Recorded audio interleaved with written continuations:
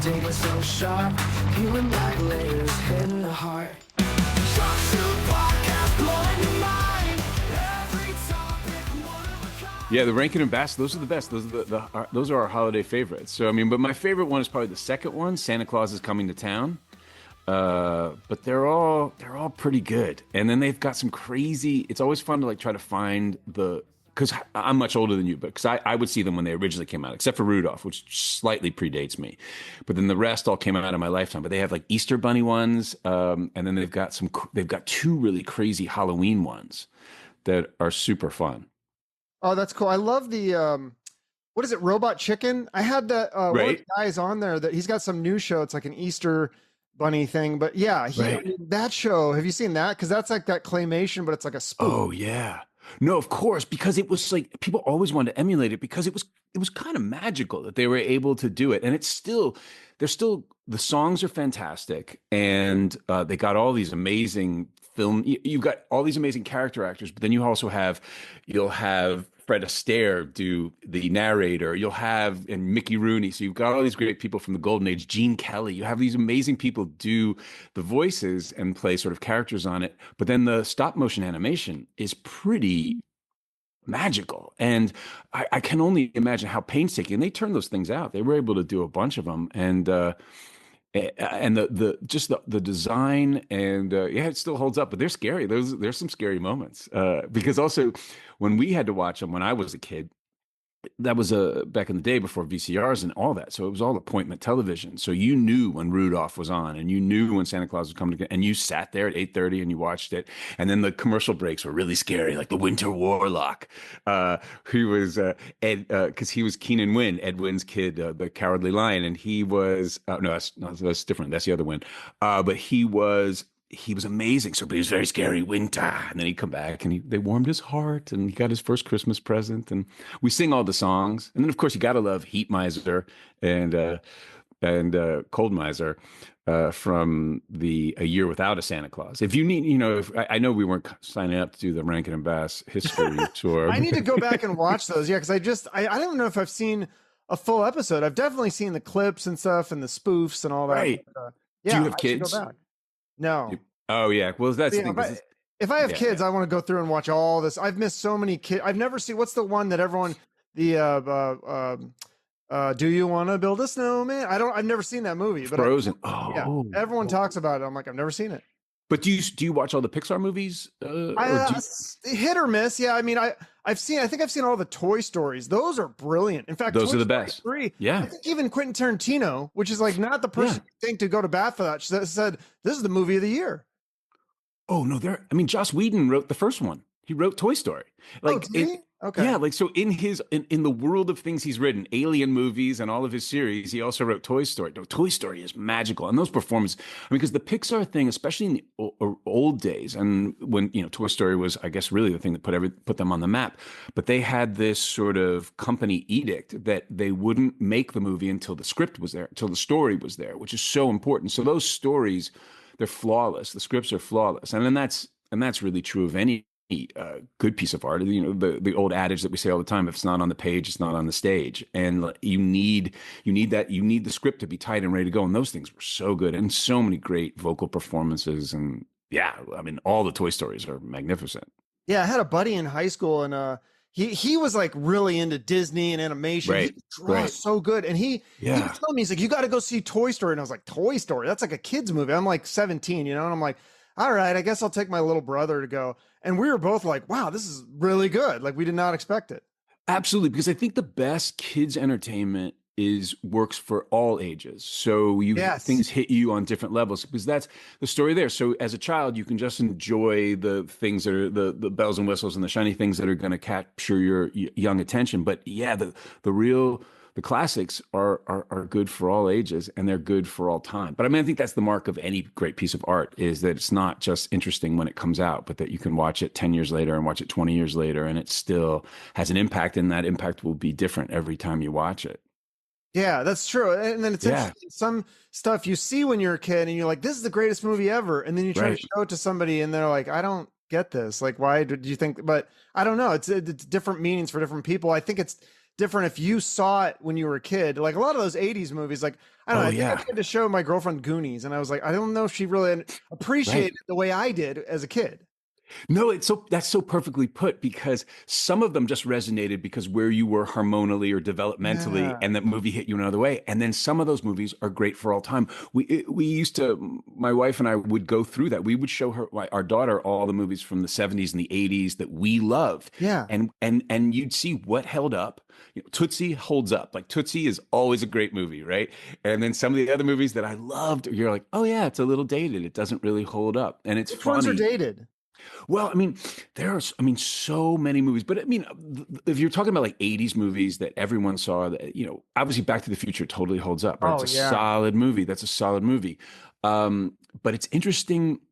And the Scorsese movies all hold up. And my favorite movie of all time is Dog Day Afternoon, Pacino and Charles Durning. And it's just, it's spectacular, and that holds up. But it's funny what some of them, there's a bunch that don't hold up. And certainly a lot of movies from the 90s don't hold up, but maybe they will. They'll come around again. But I mean, I think that's the mark of great art. That's what I always think about. You know, we just had Oscar season, and I'm always intrigued and drawn to the movies that I go, oh, I'm going to watch that movie again in 10 years. And I'm going to watch that movie in 20 years. Like Sean Baker, you know, the Anora winning Best Picture.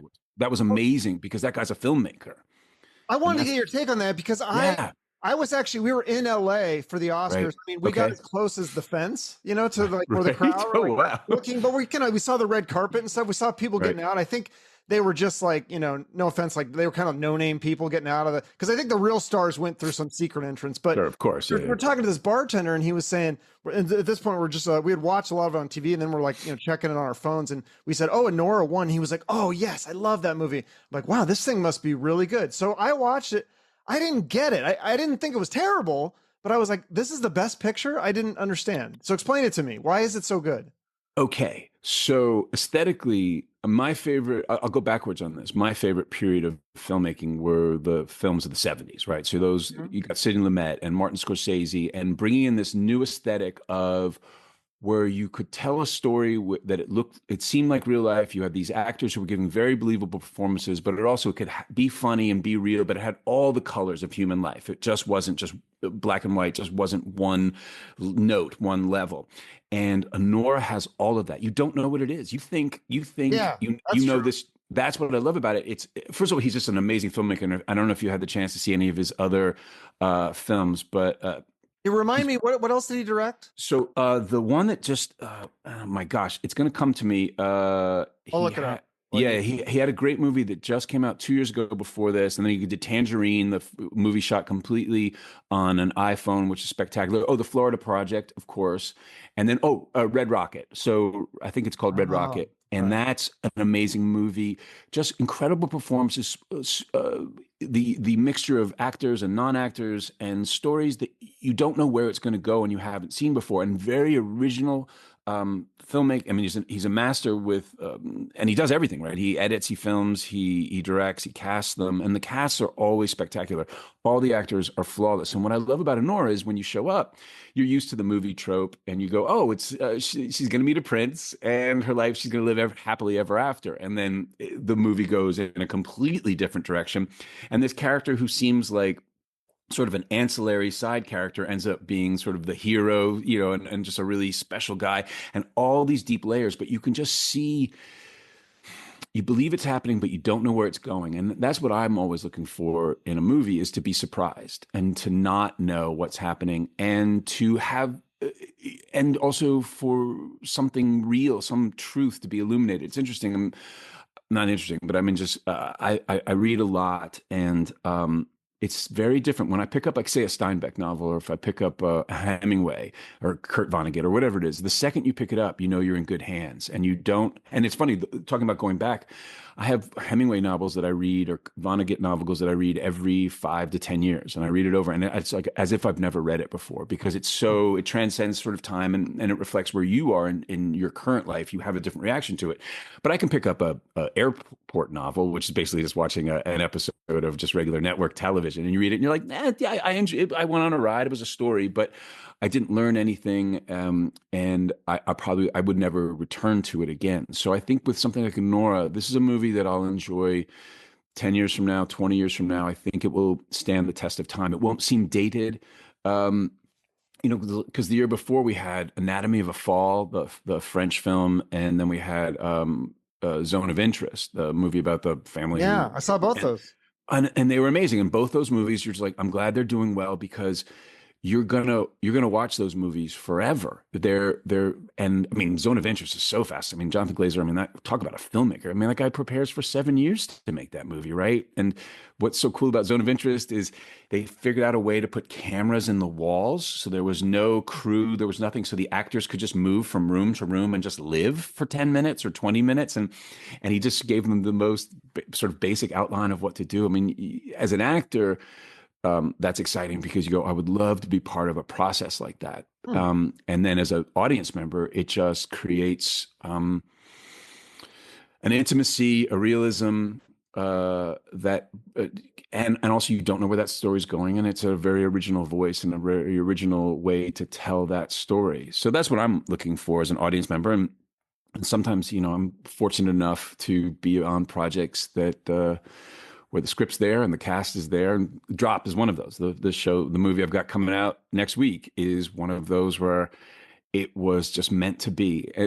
And the cast is spectacular, and the script, I didn't know where it was going to go. And it's a fun and exciting ride. So yeah, what can you say about that? I saw, because there's two trailers. The first one, Yeah. I don't think they show you, and then the second one, they show you as like one of the suspects. Because what it says, the guy says to the girl is, he says, you can't send you can't airdrop something unless you're within 50 feet. So it's got to be Right. someone in this restaurant. And then it shows your face and like two other people. They're like, somebody's a bad guy here. So Well, there's a lot of people in the restaurant. It's a really, really well constructed thriller. And the script was great. And then Chris Landon, who directed it, is also an amazing writer. So all of his tweaks just upped and, the stakes rose with each iteration. Because sometimes when you get when you get the blue pages or the pink pages, the different, additions of script rewrites, sometimes it gets just worse and worse and worse. So it's always nice to be when they get better and better and better and tighter and tighter.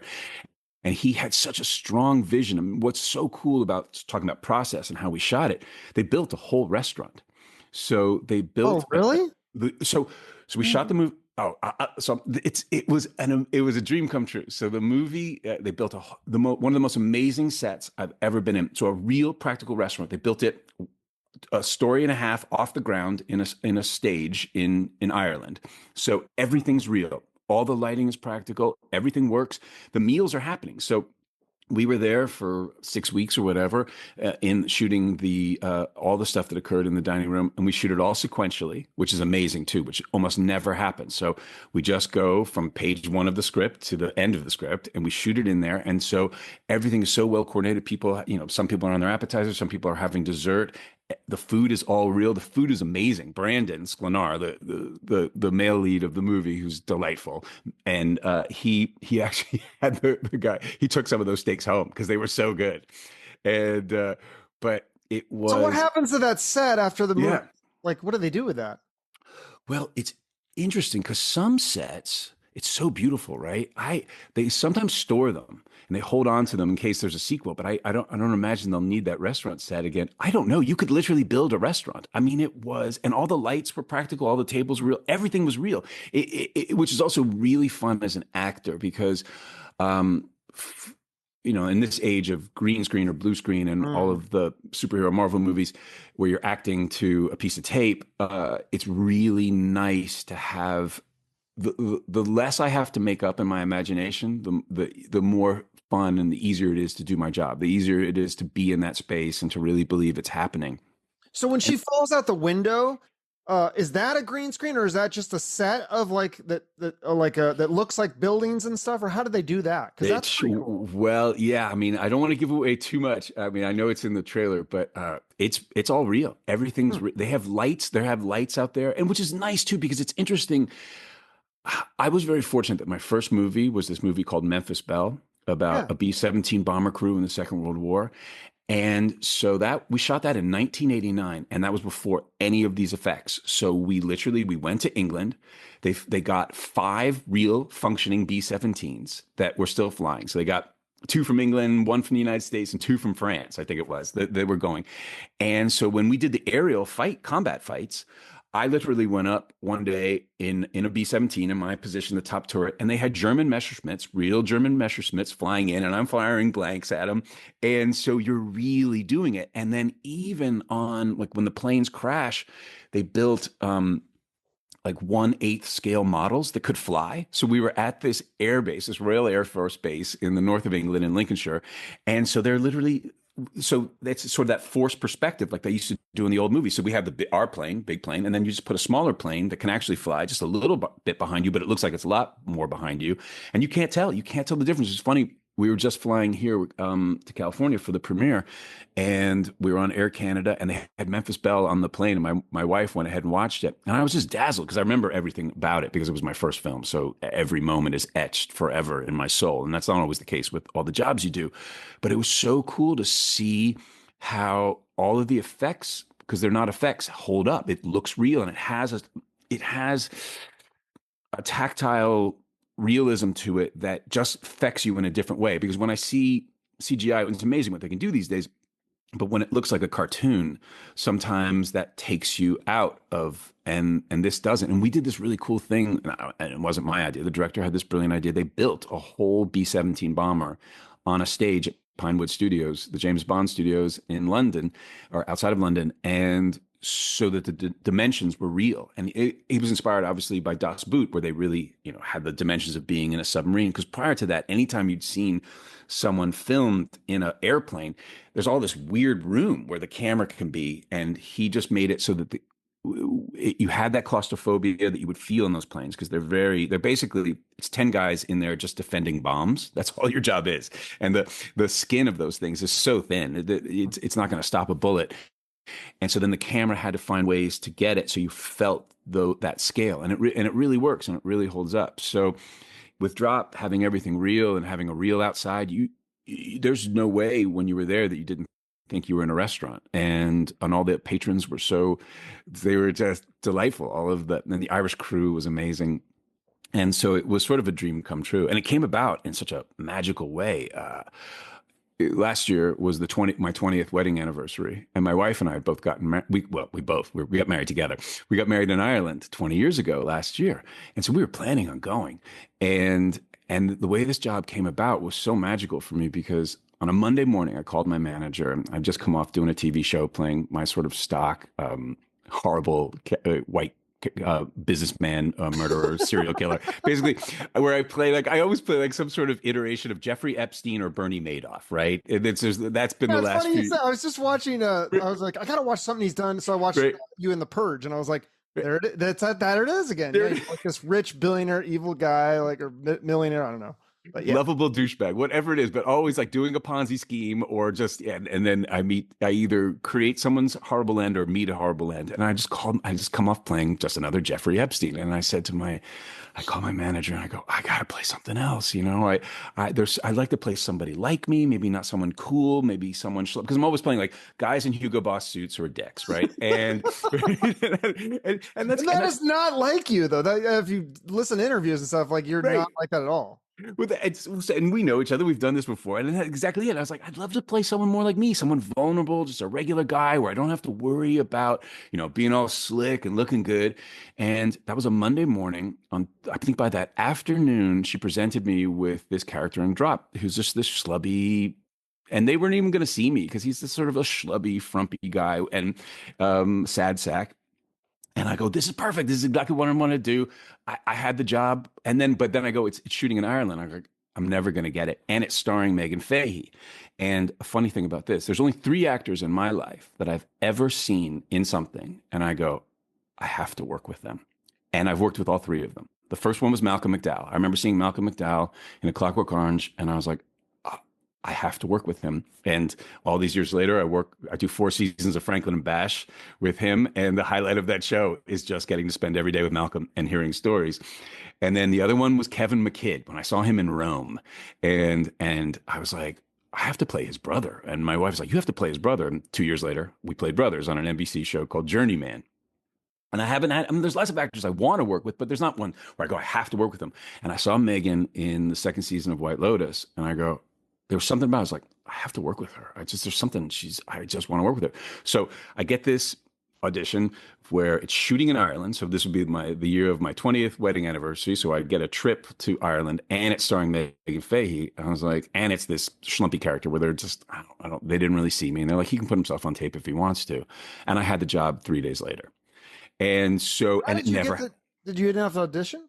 I did. No, I had to put myself on tape because they were like, he can put himself on tape, but Okay. we don't see him as this. He's not this schlubby guy. Huh. And I just wanted to do it. And they liked it. And 3 days later, we were all set. And I'm in a movie with Megan Fahey, and we're going to shoot it in Ireland. So I got to bring the whole family over for 2 months, and we got to go back to the place where we got married in the west of Ireland, and the same family runs it, and stayed there for a while, and it was great. So it was a magical mitzvah that it all came together, Wow. and on a movie where I was just so excited, and everyone was fantastic, and the Irish crews were through the roof because it's one of those. I mean, the Irish. I love. Obviously, I got married there. I've spent a lot of time there. I really love Ireland, and I love the Irish, and it was so lovely to work with such an amazing crew where everyone on the crew had read the script.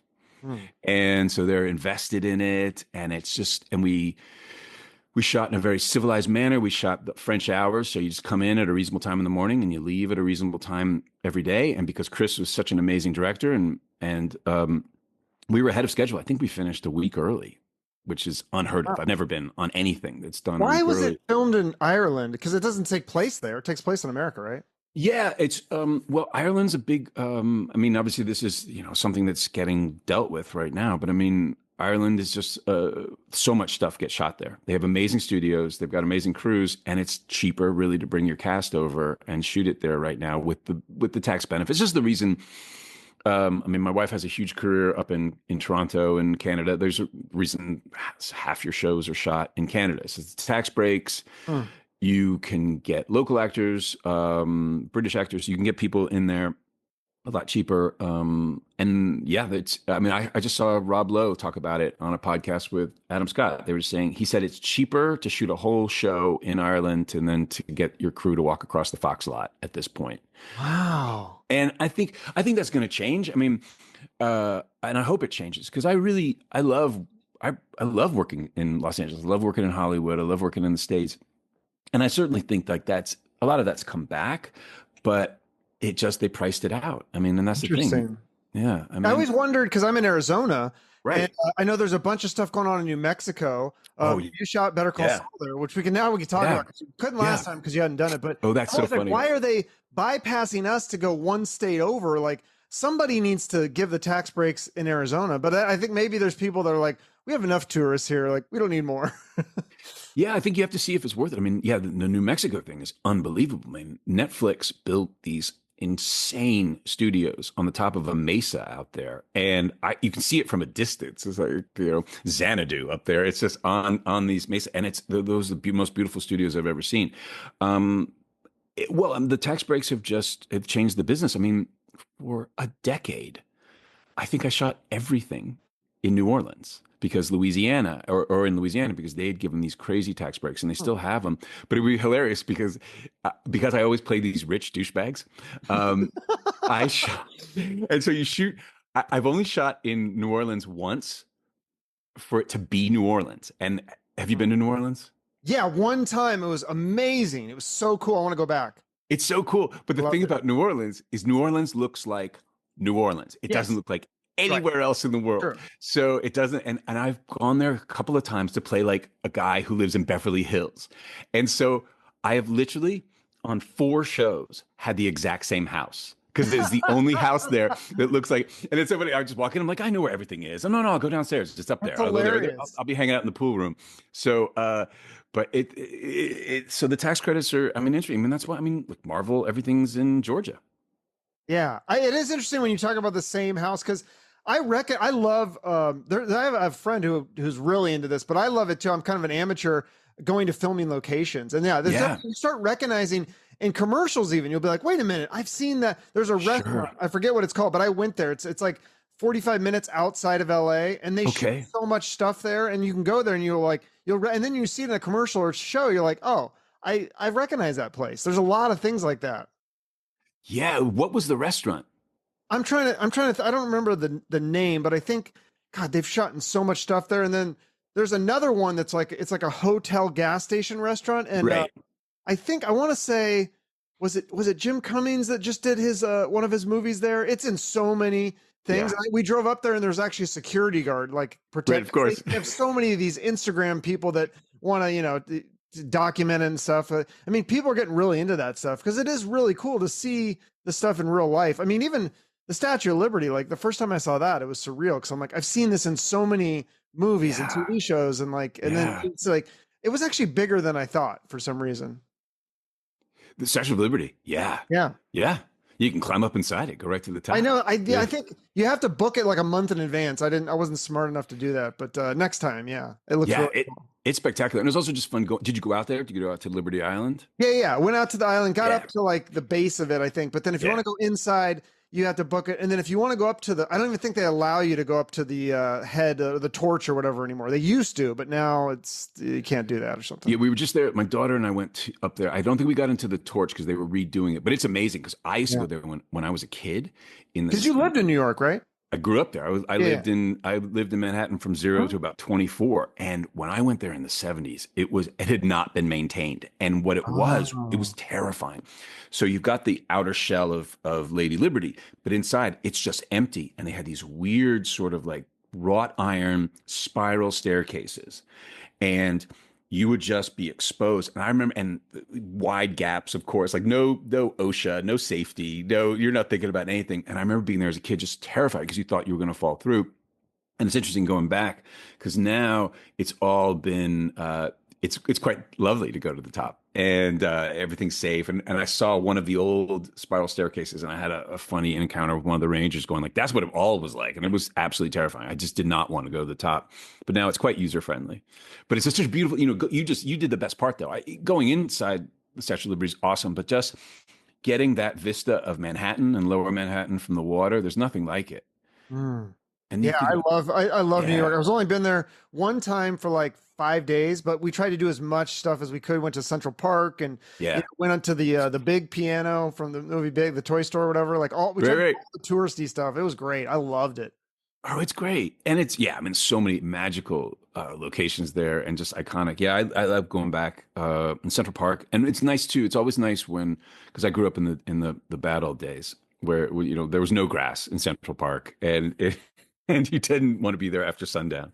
And I was many times and bad things happened. But now it's so gorgeous and Belvedere Lake and Belvedere Castle and everything's been, it's just. Are they cleaning it back up again? Because I went like 10 or 15 years ago and it was fine. Like we didn't have hardly any trouble. And now I'm seeing things like people are saying, oh, it's terrible again. The crime, the homelessness, the drug, whatever. I don't know if it didn't feel bad. I mean, nothing will compare to the old days, but also the old days were magical because that's also, as we, going full circle. That was like the punk scene was there and stuff. There was a lot of grit that was kind of neat.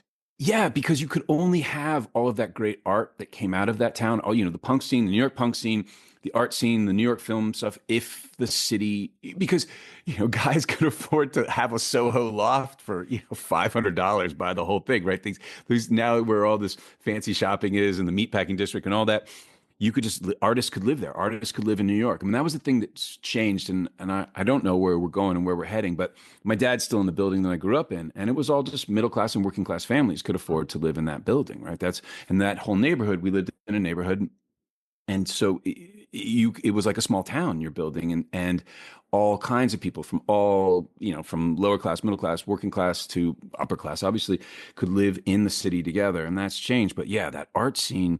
And it's so cool that Criterion Collection this month, I think, is running like one of their features is like New York when it was down, the late 60s and the early 70s when it had gone bankrupt and all the art that was made there and capturing that. And for me, that's still because I think you always see things the way you saw them as a child. So that's still my image of New York. So it's very foreign to me when I go there and everything's clean and shiny and safe. And there's the High Line and beautiful.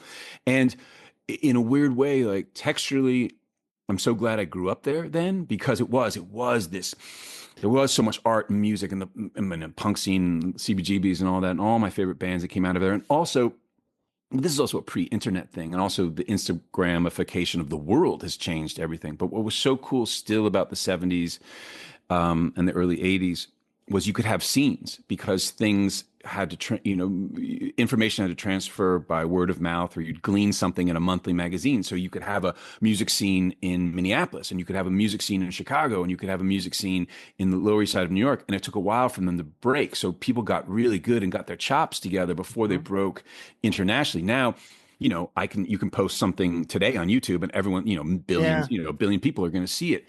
So and things could be cool and get cool. And, you could be that snob. It's like, oh, I remember them before they went big. I saw them at, the gymnasium, right? And I did. I remember seeing REM, because there was that whole Georgia music scene around the Athens scene. And I saw them I saw them in basketball gyms. And then, suddenly they're playing arenas.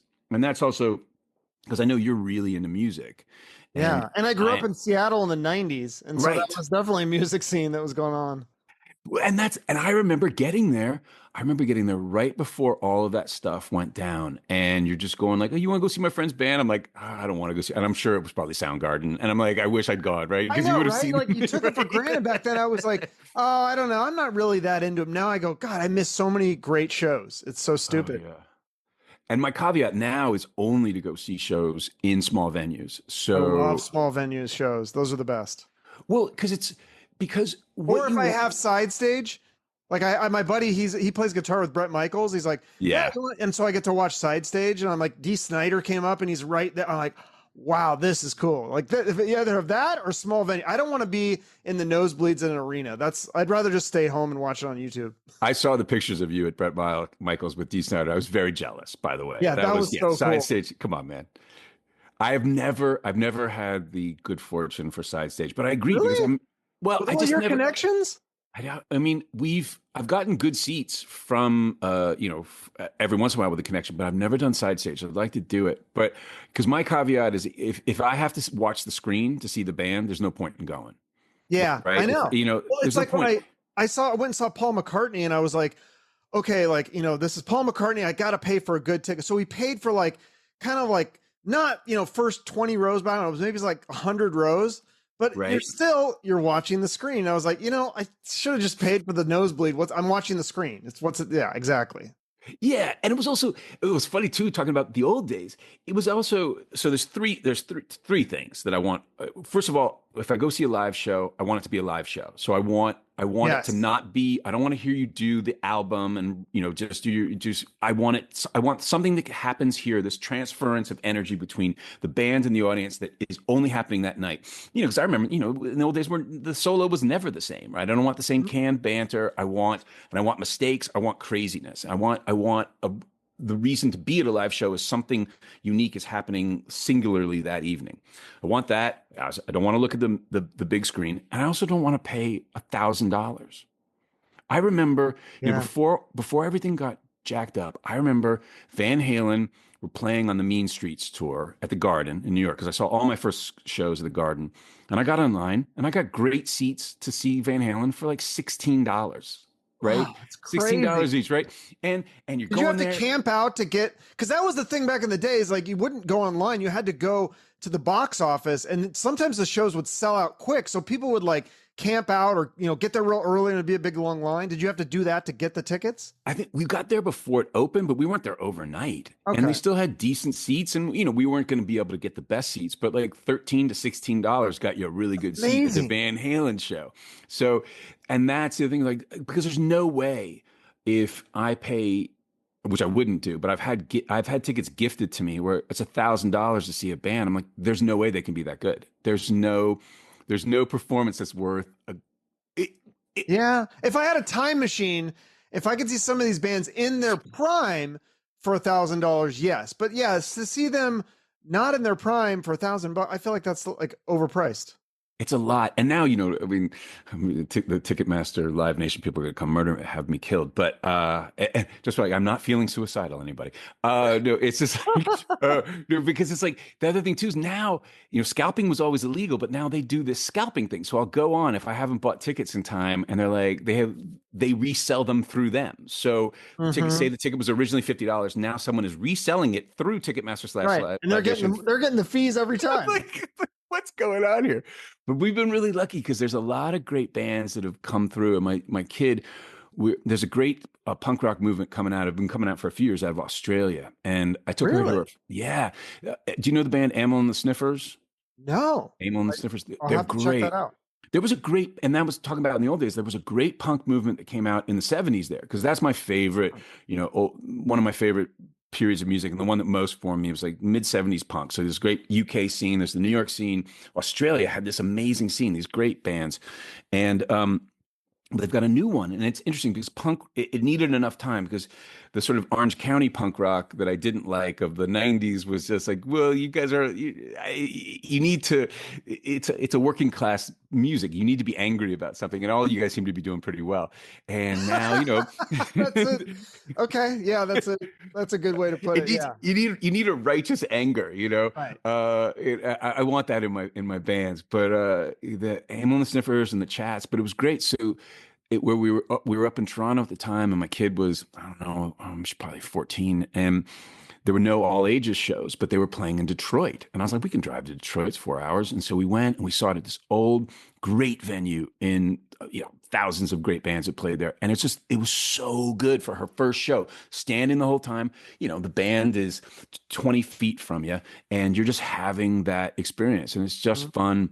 So I like to see that. I got to see Peter Hook, because Joy Division, New Order, one of my most favorite bands. And he played a small venue in Toronto, but I couldn't bring my kid. But that was great, because you're there, you're having this transference of energy, and that's what I go to a show for, and personally. But I agree. I'm the Yeah. same. I think I'm just pickier too, and like the older you get, for me, it's like it's hard to stand for like a long period of time too. I like casino shows are the best. That's funny. 'Cause they're Yeah. like get in, get out. They don't have. I don't like when you go to the show and it's like there's like 7 opening bands that you don't care about, and then you Right. get to see your headliner like 2 in the morning. By that time, you're just like you're ready to go to sleep.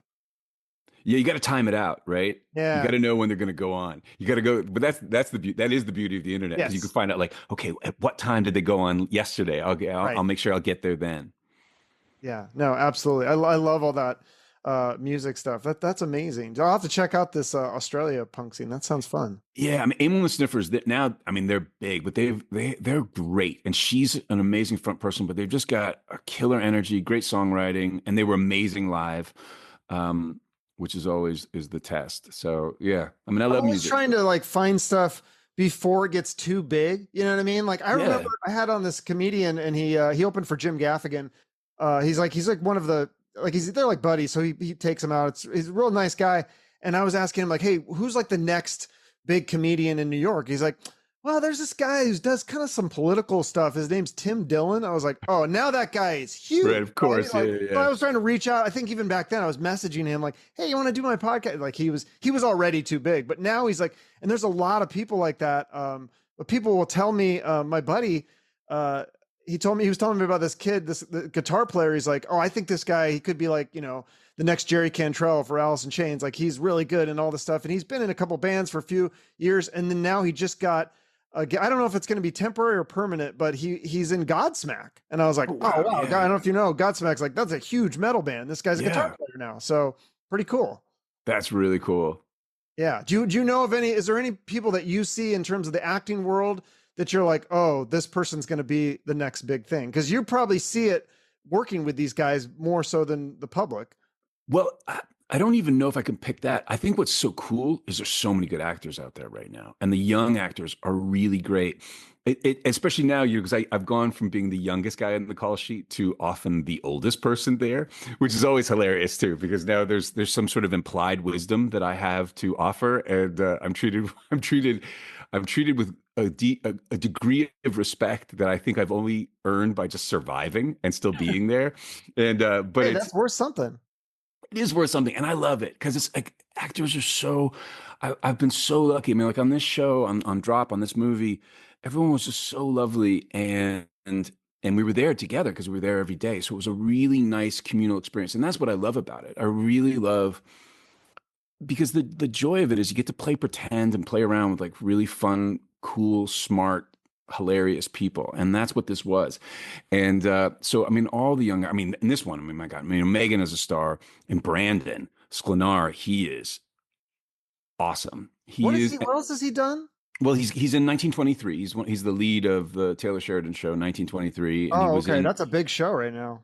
Yeah. He's really good, and he is a throwback. Like he is a hunky dude in sort of the cut of like 70s hunky dudes. Like he's a real man, and hilarious and funny. And he's got this, and it's in his name, in Brandon. He's got this Brando-esque swagger and humor, and he's a singular dude. I really love him. So that was really fun. But yeah, I mean, there's so many good young actors out there, which is great because you want it to go on. And I've been really fortunate too, because I mean, I love acting and I love working with actors. And yeah, but now exactly by just surviving, and I do have some wisdom to impart.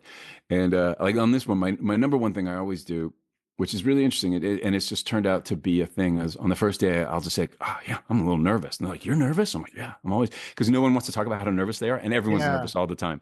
And because anything worth doing is worth doing well, and you care, you want to do a good job. And it's interesting. My wife has gone back to acting. She'd retired for about 13 years to raise our child and have our child, and she's been working on all these great movies with Nick Cage and Richard Gere and these great directors, and Yeah, everyone's the new M. Night Shyamalan movie, right? yeah, she's in exactly. Oh, and night exactly with Josh. They had the best time, but everyone's nervous. And the Huh. second you sort of take that, but just by even just throwing it out into the ether, it just calms everyone down because you have to be, and that's the fun of it. And so, but it's been really exciting. So to work with people who love doing it, and that always gives me hope because there was a period where I was doing a lot of television in the early 2000s where there were a lot of people just showing up, not prepared, not Huh. interested in it. And I was like, oh, I hope that's not what this turns out to be. But it's not. People are really, really good and really committed and a ton of fun. And because what happened was phones kind of ruined everything for a while once we all got our iPhones. Because one of the best parts, talking about Malcolm McDowell earlier, one of my favorite parts as a young actor and still as an older actor was when you're not shooting, when you're sitting around waiting to shoot, is that everyone tells their stories. Right. And because there's such great stories. And I've been so fortunate to work with all these legendary actors, and they love to tell their stories, and I love to hear their stories. And then when the phone came around, everyone's playing, Angry Birds for a while, and it was no fun. And now somehow just sort of, I don't even bring my phone to set unless there's some, there's an emergency I'm worried about at home because I want to converse, and it's gone back to that, and it's really nice because I'll never forget those stories. And the whole point is what's so great about what we do is you get to do it, as I said, with like these really fun, funny, hilarious, smart people and great storytellers. I mean, all I do is collect. I mean, Malcolm McDowell, there were so many. One of my favorite days on Franklin and Bash was Oh, John the one Land. with John Landis. Yeah. Oh, I told you that. Did I tell you Yeah, it that? was so good. Yeah. You Yeah, told me that you yeah, guys exactly. were So John trading Landis, stories. Like the that's fucking strangers, and I'm in the crazy. middle. It's crazy, Yeah. right? And I love that. And then eventually you have stories to tell, and they're fun to say and pass on to the younger generation.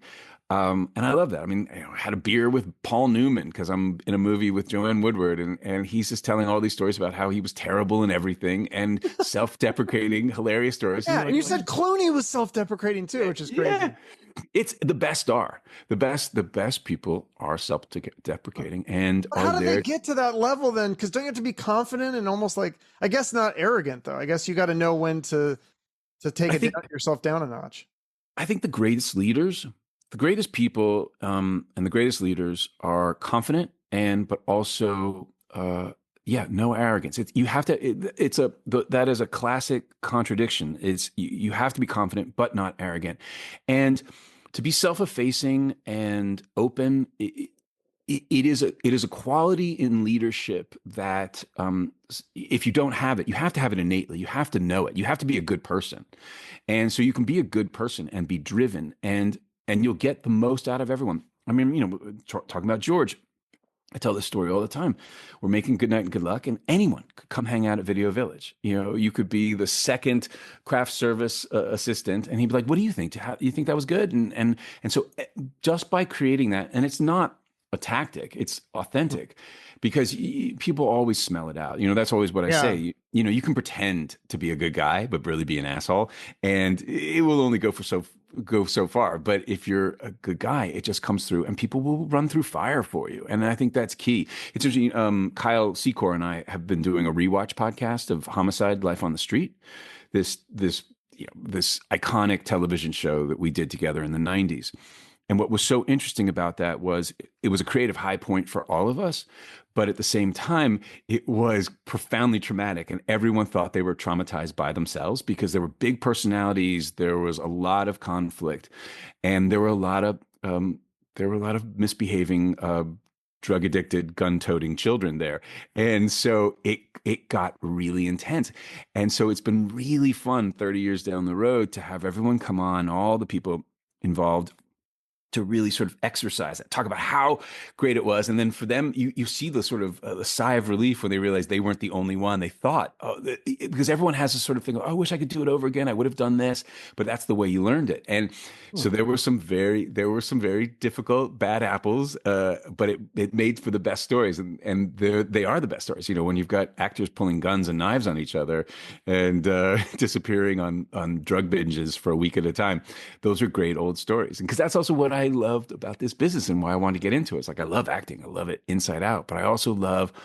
all of the legendary stories. I mean, you talk about Arizona, you know, shooting in Monument Valley and all the John Ford and everyone being drunk and going off, and there's something about that, you know, and if enough time passes, they all become funny. And it's been great to sort of work through that on Homicide and just tell these funny stories. And now they're all funny. No one's traumatized anymore, I don't think. And did you guys call people out by name though, if it was that they did some crazy things? Or well, we tried to be. I feel Kyle and I tried to be as gentlemanly and discreet as possible, but people didn't pull any punches, and it was great. So we'd have, you know, an executive producer talk about someone did something, and then we'd have that person on them talk about they did it. So it was it was great. We didn't really. It was a wonderful conversation. It was amazing to be with these very talented, creative people, and you didn't really have to you didn't have to pose any questions. People had a lot to get off their chest, and they would tell those stories, and they would name names, and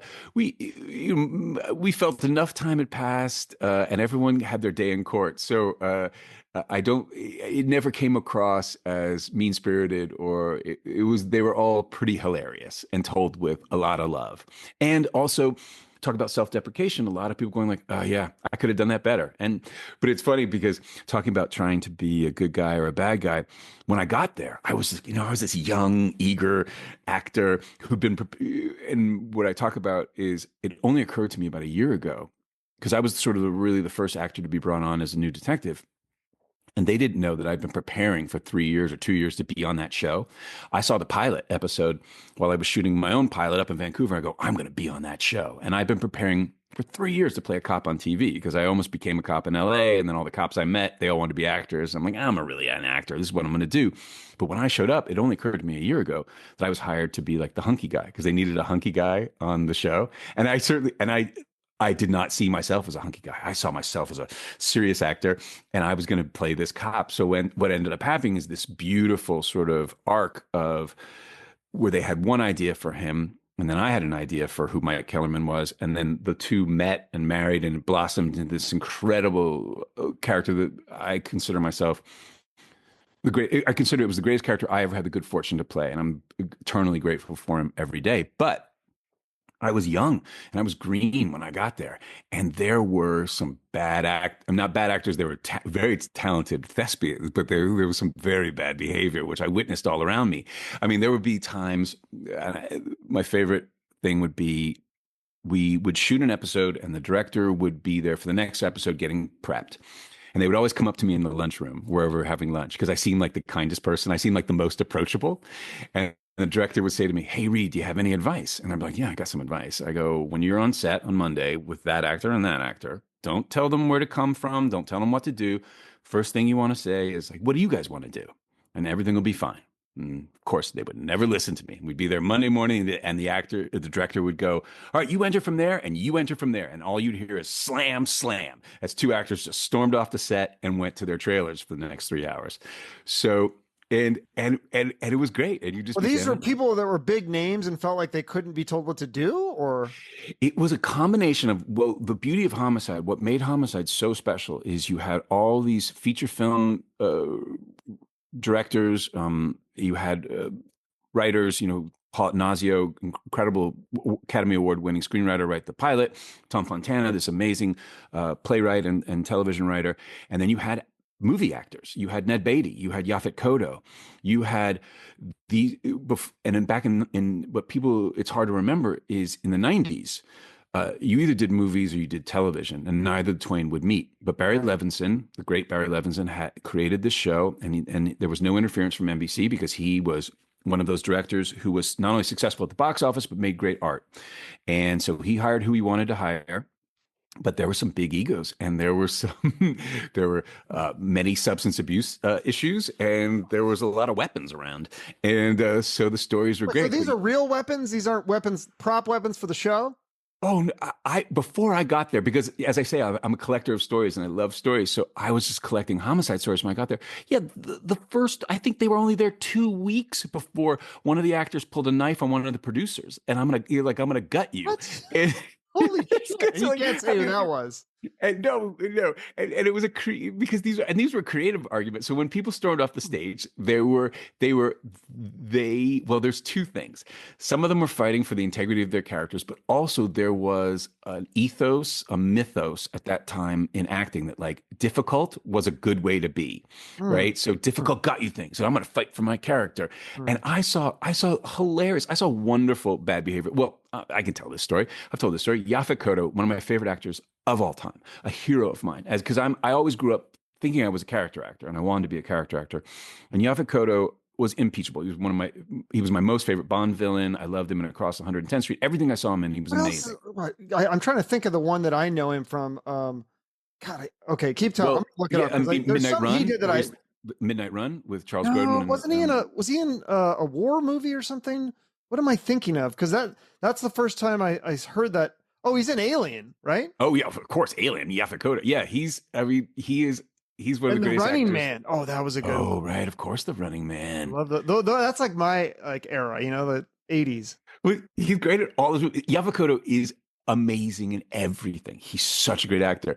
But what we did on this show on Homicide, what made it very unique is we shot it like a French New Wave film. So it was all handheld. There was no traditional coverage, meaning that you're not going to do a close up, over, master shot. The camera's just going to find you. So everyone had to be in the scene. And that guy, he wanted his close up. And Yaphet Kotto was a genius. And I watched him. He had 3 great tricks. If we were in the interrogation room, there was a little square window. And he would just walk to that window and deliver all of his lines through the glass, meaning the camera was going to have to come around and cover him from the other side. Oh, yes. Smart. Really smart. Or he would do this thing where we were shooting the scenes, he wouldn't know his lines, right? He wouldn't know his lines. So, okay, we've shot everybody. I guess we're going to have to come and do a single on you, a close up, because we'll just try to get all of your lines. And then he would be word perfect. So he was just, I saw all of these incredibly bad behaviors, but they were very effective. And for a while, so this long-winded story to bring it around, I tried to be bad. I tried to be a bad guy. I was like, well, I'm going to be tough. I'm going to be a dick, but you can't be a dick if you're not a dick. I cannot picture you trying to be a dick. That's hilarious. I was just trying to be like, and I think I mostly did it humorously. There was one day where these 2 actors who would always storm off were just like misbehaving. So as a joke, I stormed off. I walked off the set.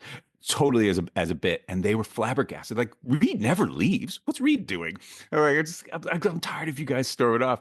But that's the thing in Hollywood. People storm off, but they're not like fired, or they don't get like. You're not worried about like getting fired for doing that? Or dude, I had never seen anything like this in my life, but I'd only heard these stories because what also made Homicide so much fun is it sounded like old Hollywood where people behaved badly. And I think people were emulating that, where you hear the story of James Dean not coming out of his trailer for 6 hours or taking a leak in front of the whole crew on the first day. You hear all these, or Brando, obviously Brando famously just being difficult. I mean, Brando had this famous trick that he would do with directors. Or say he's doing a Western. He would test them on the first day. Say it's a Western. He'd go to the director. He goes, I think I should have Martian ears and maybe a lady's scarf for this scene. And that if the director is like, get the hell out of here, Brando, Marlon, you're going to put your cowboy hat on. We're going to do the scene. But if they go, oh, that's a good idea, he'd know that they were weak, and he would just mercilessly torture them for the rest of the shoot. sort of a canary in the coal mine kind of test. And so there were all these stories of legendary bad behavior, and I think people emulated. I remember that famous David Caruso. He when he got on Jade, when he got on his first was a Friedkin film, I think, and he heard that someone said he had to be only call me sir. I can either be called sir or Mr. Caruso, and no one can make eye contact with me. Like one of those dumb things. And you're like, and then the movie bombs or doesn't do well. That doesn't last, But there's people who are like, yeah, you can't make eye contact with him, and you have to call him Mr. Caruso, sir. And they'd heard that, but it's a dick move. And like I say, like when you work with Brad Pitt or George Clooney, those guys are the salt of the earth. And I mean, I don't know if I told you this story the last time, but I had this great scene with Brad Pitt in Moneyball. Right? Yeah. No, you said he was like he would improvise with you and ask him for your ideas, and like that's amazing. He's amazing. And he came in, he'd rewritten the scene. And so he shows up with his sides on the day we rehearse it. And I'm like, oh God, if an actor rewrites a scene, they're always giving themselves more to do. And he'd written me like 4 pages of extra dialogue. And that's who these guys are, right? But the funny thing is, like the good stories make fun stories, the good guys make fun stories, but the bad guys do make they're my favorite stories. Because Go ahead. No, I was just gonna say, I gotta ask, did you ever work with Val Kilmer? Because he recently passed. Now everyone's posting stuff about how great of an actor he was, but I don't know if you saw his documentary. Oh yeah, it's really sad. It was heartbreaking. I mean, he is a brilliant actor, but they talk about that a little bit. There's like he had a reputation for being difficult to work with, but their defense to that was, well, he just really wanted to do a good job and he wanted the art to be great. But I don't know, like, how was he an asshole about it though? Like, I don't know. It's kind of interesting. I mean, I have no firsthand experience with Val Kilmer. But I saw that documentary, and I've always heard the stories because he went to Juilliard about 10 years before I went there. So I heard stories from Juilliard. I heard stories from directors there. I think what's interesting, I'm basically just a giant mutt of a dog. Right. So I'm just like, I just want to play, I want to have a good time. I want everyone to get along. And that's how I approach acting and art. And that's where it's like a fun place. And in fact, that's how I remember acting was explained to me. By my first theater director, he's like, look at a dog. If he's focused on something, he's fully focused on it. He's fully immersed in it. He's in the moment. And that's how I always think about it. So I'm not a strategist. I don't play chess. I can't think 3 moves ahead in anything. What I love about acting is just being in the moment and being with cool people. But there's a lot of people who have amazing careers who are strategists and know how to play games and know how to set you up and create a situation and this goes back to the Homicide story.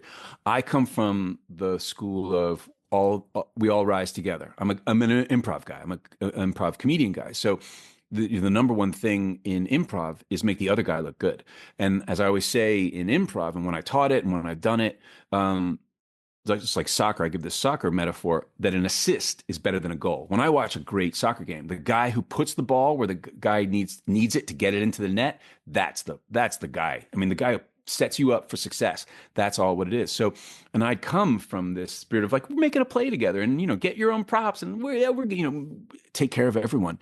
And so when I got to Homicide, and it was all the knives were out. It was like being at the court of Versailles. Like everyone was trying to kill you and everyone was trying to kill me, actively tried to kill me. No one was nice to me. No one talked to me. And they were like, you're not going to be here long. And they were active. And I go, but as a little young, exuberant, excited actor, I was like, oh, this is how it would be if I was the new guy on the squad. No one would give me the time of day. But I look at some actors. So there's one school of acting, like we all rise together. We're in this together, ensemble. And then there's the other where it's like, the worse you are, the better I am. And I saw that. And there was that behavior on Homicide where they would try to actively mess you up so you weren't so good in the scene to make like the Tanya Harding thing. It's very interesting. And there are famous actors, a lot of them have been canceled, who do it, who are legendary for it. And I won't name names. But all I can say is I'm impressed. I'm very impressed by that level of thought and cunning. And because I often play those characters, I play very cunning, thoughtful, strategic characters. Right. But yeah, that's not me. I'll never be able to be that. I admire them. I don't think it's a happy life. I won't name names, but I was at dinner with an actress who I was about to play opposite. and we were having our dinner because we had to have a sort of, a long, intimate relationship on camera. So usually you go out to dinner and just get through the niceties. And I'm talking about my kid. My kid's like 3 or 4 at the time. Oh, I'm talking about my kid, how much I love my kid. And she turns to me and she goes, my career is my baby. And and and it Wow. was, Okay. and I It's and so I serious. and I went wow too. I was like, oh, and it was funny because that was the only show I'd been in since Homicide where it was really intense and chilly, and the knives were out from day one, and her knives were out, and it was great. And I realized, but having that experience and now living 20 years or 15 years since Homicide, I was like, I can't compete like this. Yes, the person who knows their career is their baby, they are much more invested in Wow. all of the court politics and the courtierisms than I ever will. And so you just come and do your job and you hope for the best. And then you have an experience like Drop, where everyone's great and it's super creative, and that's what keeps you going because they're not always going to be fun. But it's a great life, and the jobs where everyone's there, and the script's amazing, and you're working with people you love. And that's the crack that keeps you coming back. Yeah. So no firsthand experience with Val Kilmer, just stories. Cause he Yeah. really has done. I mean, I don't know what he's like personally. I mean, I saw the documentary, but how much of that is acting himself, that he's acting in there. So, I mean, just some of those roles that he had though, like it was interesting how somebody pointed out that he took a lot of supporting roles, but then he kind of stole the show. Like Top Gun, I didn't realize he only had 10 minutes of screen time in that. Yeah. Well, I mean, stealing the show is a great actor trick. I mean, Yeah. and he's really good at, I mean, Andre Braugher, who I did Homicide with, who I was also at Juilliard with, and he was an amazing actor. And he was also the most consummate scene stealer I had ever encountered. And that was always fun too on Homicide. I would always try to catch how he was going to steal the scene from me, and then which was great because I enjoy a prickly environment. It's great if we all get along, but if it's going to be prickly, I'm down for that too because that's fun because it's jaunty and you're like, okay, it's got real stakes going on here, and we're So gonna. how do you play defense to that, or do you, or you just let him steal? You got to play. It's the play within the play. So that can create another, especially with a good guy. Like now, Andre's a good guy. Now he's trying to steal the scene, but like it's coming from just a pure sort of sports, like athletic competitiveness and what you like. So, if you want to play sports against someone equally good, it takes up your game. You want to box a guy who's good, right? So with him, it didn't come from a place of malice. It just came like, he's like, I'm going to bring my A+ game I'm going to Michael Jordan it every time. What do you want to do? And so, that raises your game. Now, there's people who are just actively just trying to mess you up, and that could be problematic, especially depending on where they lie on the call sheet. They may have more juice than you, and that's going to be a problem. But with Val Kilmer, yeah, I mean, he's actively stealing those seeds. I've heard the stories I've heard that he was very good at playing the politics off camera that already would get inside your head.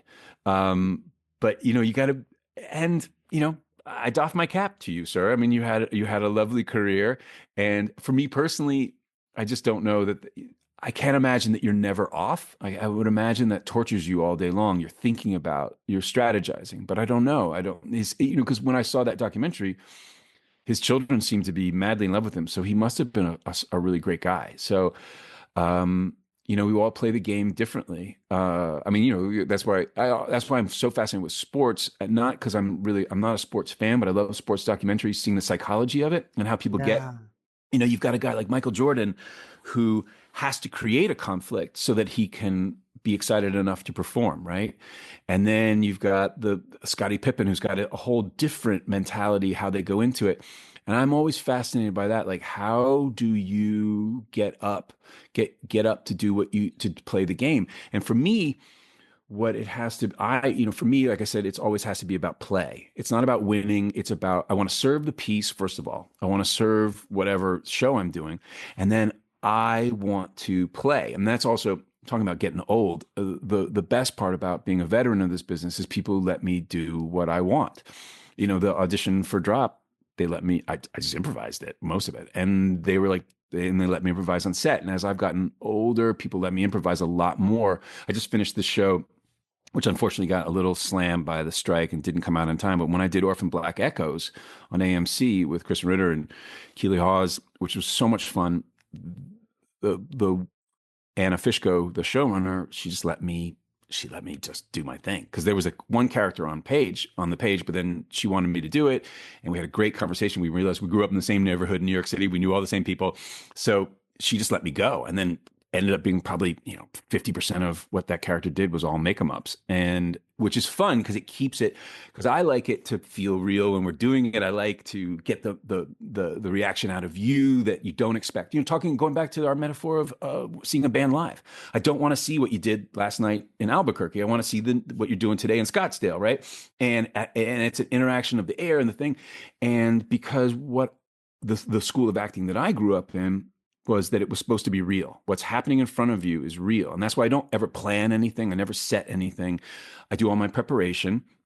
And then when Chuck and Reed show up, you say your line, I say my line, we put a spin on it, throw the ball back. And whatever you and I do together is a million times more interesting than anything we could have thought up at home, right? Because it may be scary, and it may be someplace we didn't want to go, but what ends up happening is something real is happening. And like I say, I love the mistake, because when something goes wrong in a scene, especially if you can't cut or whatever like that, then everyone gets a lot more present and awake, and then something interesting happens. So I'm always acting for the mistake. I love to play, and it's interesting because, for the most part, a lot of people want to play, and that makes it fun. But then every once in a while, you run into a guy who's got a plan, and if you have a plan, I'm just like being strategic. Talk about Val Kilmer. If he was strategic, I mean, I certainly know very strategic actors, but if he was, then there's people who have a plan and they know what they want to do, and it works for them, and they're going to have a certain career. But it's not fun to play with. It's not fun to be on set with, because there's no surprises. What about with different directors? Because I think I heard, was it Spielberg that I think he was talking? Was it Liam Neeson in Schindler's List, where he was directing him and he was telling him, okay, then you're going to take a drag your cigarette, and then you're going to say this line, then you're going to take another drag your cigarette. He was basically telling him exactly how to act, like beat by beat. And you're saying you'd rather have it be more natural, but then again, Spielberg, I mean, it's got a huge level of success, so maybe different directors, different things work for them. And you also have to, if different directors, especially auteur directors, they may have a very strong vision, and that's a whole different kettle of fish. So that's a different experience.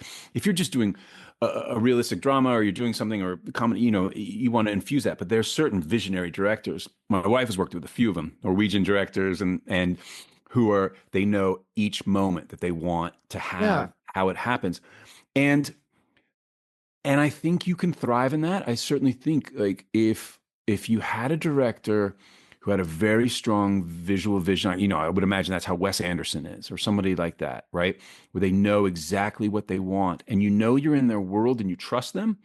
I think that could be fun. It's not my forte. My wife is much better at it. She's much better at adapting to that. I don't like being told what to do. And it's funny, as Gene Hackman just passed, and he's such an icon, right? And that guy, and he was like, no, this is what I do. And he did this technique, which I've just gone back to. Sanford Meisner, one of the great acting teachers, the Meisner method, Sandy Meisner, Neighborhood Playhouse in New York, one of the greatest teachers. One of the first things he said is, when you get a script, you cross out all of the stage direction, or the description of how you are responding. Like he says angrily, or he goes over and, because the words will give you the sense of what's going on. And then what your job is to bring your interpretation of it, and what gets you going and gets you excited. And so I'm more of that school. I certainly, but it just depends. It goes director to director. I always say, people you love, if George Clooney had directed me every movement and every line of Good Night and Good Luck, I would have done it, because I love that guy, and I would have jumped on a grenade for him. So I think it really depends on the auteur, the director, the piece, and what you're there to do. Because sometimes you see that where they're directed with an inch of their lives, and it looks like that, and it looks mannered and stilted, and doesn't necessarily pay off. But then it definitely pays off in Wes Anderson films, and it certainly pays off in in more, I imagine I'm trying to think of like who are the most mannered directors, but I'd be curious what you thought of going back to the Oscars because you're yeah, talking about Anora, but like the best movie I saw, which I it was so crazy. I saw this movie and I saw it without my girlfriend because I was like, oh, she won't like this. It's kind of horror, whatever. And then I saw it and I go, I'm taking her. She needs to see this movie. This movie's so good. The Substance. Did you see that? Because what did you think about that? Because that blew me away. I thought it was so brilliant. yeah. So the substance for me, it it felt very hands-on. It's actually, you made a perfect Yeah. example. Like, and I watched that director work with them, and she designs every single shot, and she knows what she wants at every single moment. And for me as an audience member, it felt like that.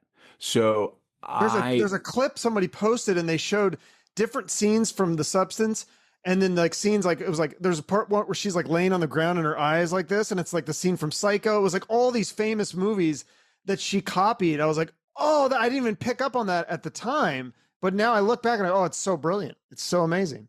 Yeah, I mean the movie's movie did great, and people love that movie, and I think it's like, what I my opinion is, it's like assholes. Everyone's got them, and most of them stink. I mean, it's like I would have had a hard time with that, and I felt it in the final product. So I think that's why a movie like Anora really resonates with me more, because I can see that he's created this space where stuff is happening that's unexpected Hmm. and really interesting, and even just as my wife pointed out, because I think she's watched it for 3 times, you just even hear like improvised off stage dialogue that's brilliant. And so for me, that's more fun. But Yeah, it's kind of like what's the guy that directed The Player? Robert. What's that guy's name? oh oh yes, of course, the greatest, blah blah blah blah, the player, Mash, and Nashville, bloop bloop bloop. Oh my god, come on. Robert Uh, Altman, Robert Altman, Yeah, Robert Altman. Altman. Yeah, So of course. didn't he kind of create this like you're talking over each other kind of dialogue that had not Yeah. really been done that much in Hollywood up until that point? No, I mean, that's the beauty of it. You want overlapping dialogue. You want people. The worst thing, it's funny. I just did a tape right before I talked to you, and for my wife and I, the worst thing is my line, your line, my line, your line. It's not how it goes. You want to.